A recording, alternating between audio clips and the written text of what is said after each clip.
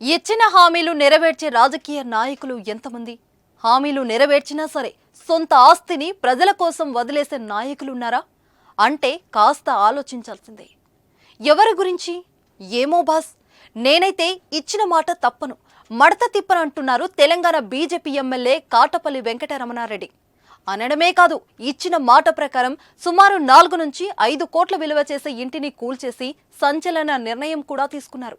గత ఏడాది జరిగిన సవాళ్లు ప్రతి సవాళ్లలో చెప్పినట్టుగానే రోడ్డు వెడల్పుకు అడ్డుగా ఉన్న తన సొంత ఇంటిని కూల్చేసి మాట నిలబెట్టుకున్నారు. గజం కేవలం 4,500 రూపాయలతో 165 గజాల భూమి కేవలం 8 లక్షలు మాత్రమే. కామారెడ్డిలో పాత బస్టాండ్ నుంచి రైల్వే గేట్ వరకు పాత మాస్టర్ ప్లాన్ ప్రకారం 80 ఫీట్ల రోడ్డు నిర్మాణం చేయాల్సి ఉంది.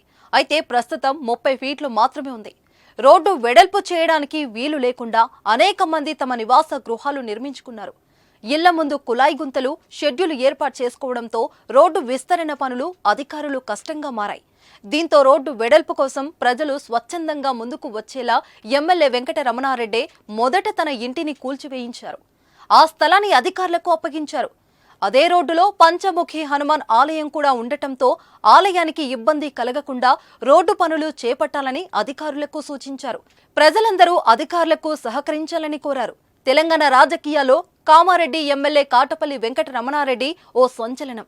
అసెంబ్లీ ఎన్నికలో ఇద్దరు హేమాహేమిలను ఓడగొట్టి హిస్టరీ సృష్టించారు. కేసీఆర్, రేవంత్ రెడ్డిలను ఓడించడం ద్వారా తెలుగు రాష్ట్రాలతో పాటు యావత్ దేశ దృష్టిని ఆకర్షించారు. కామారెడ్డిలో గెలుపు తర్వాత వెంకటరమణారెడ్డి ఆ రాష్ట్ర నాయకుడిగా ఎదిగారు. ఆయన మాట్లాడే విధానం, సమస్యలపై పట్టు ఉన్న అవగాహన అందరినీ ఆకర్షిస్తుంది. తాజాగా రోడ్డు వెడల్పుల ఇంటిని కూల్చివేసి మరోసారి వార్తల్లో నిలిచారు. వెంకటరమణారెడ్డి కూల్చివేసిన ఇంటి విలువ మార్కెట్లో సుమారు 4 కోట్లకు పైగానే ఉంటుందని తెలుస్తుంది. అన్ని కోట్లు విలువ చేసే తన ఆస్తిని వదిలేయడంపై వెంకటరమణారెడ్డి ప్రశంసలు వస్తున్నాయి. రోడ్డు విస్తరణలో తమ స్థలం, ఇల్లు ఉంటే ప్లాన్ మార్చేసే నాయకులు ఉన్న ఈ రోజుల్లో స్వయంగా కోట్లాది విలువ చేసే ఇంటిని కూలగొట్టి అందరికీ ఆదర్శంగా నిలిచారు. రోడే అంటున్నాము. రోడ్ ఎక్కడి దాకా చేయాలో అంతవరకు చేస్తారు. 24 ఫీట్ చేస్తారు. పార్కింగ్ పర్మిషన్ ఇవ్వరు. మీరు ఫస్ట్ అది నేర్చుకోండి. పార్కింగ్ ఎక్కడ చేసినా ఇమీడియట్ పోలీసు చెప్పి పెనాల్టీలు వేసి సీజ్ చేసే పనులలో ఉంటే అవుతారు. ఇప్పుడు నల్ల పొక్కలు గుడపాలి, ఎవరు గుడుతారు?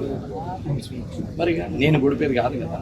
ఇప్పుడు నేను అక్కడి నుండి రమ్మంటే మిమ్మల్ని అడుగుతారు, ఎమ్మెల్యే గారిదేమో రోడ్లు ఉంటుంది, మేమేమో ఇది జరగాలని అంటారు. ఇప్పుడు నేను తీసేసిన అనుకోండి, దాని ఐడియా ఏముంది? మీరు ఒక 10,000 ఎవరికైనా ఇచ్చి రాజేష్ గారికి ఒక 5,000 ఇవ్వండి ఇస్తాడు, కానీ రాజేష్ 5 ఇవ్వండి ఇస్తాడు. ఇది మనం చేస్తున్నాం కాబట్టి భయం ఏం లేదు, భయపడానికి అవసరం లేదు. ఇట్లా భయపడితే ఏది కాదు. మరి ఇంకే కమిషనర్ మీద నిలబడతారు. అన్న ఇంట్లో రాజకీయం లేదు. గోవర్ధన్ ఉండని, సభ్యులు ఉండని, రేవంత్ రెడ్డి ఉండని, కేసీఆర్ ఉండదు. నేను ఒకటి కాదు. నేను ఒకటే చెప్తున్నాను, మీరు తప్పు అయినంత వరకు నా ఈ పడ్డం పెడతాను. మీరు తప్పు చేస్తే నేను వచ్చి నిలబడతాను, అంతే ప్రాబ్లం. నేనేం మీరు భయపడాల్సిన అవసరం లేదు. ఆయన జరుగుతాడో జరగడా, that is their A deck.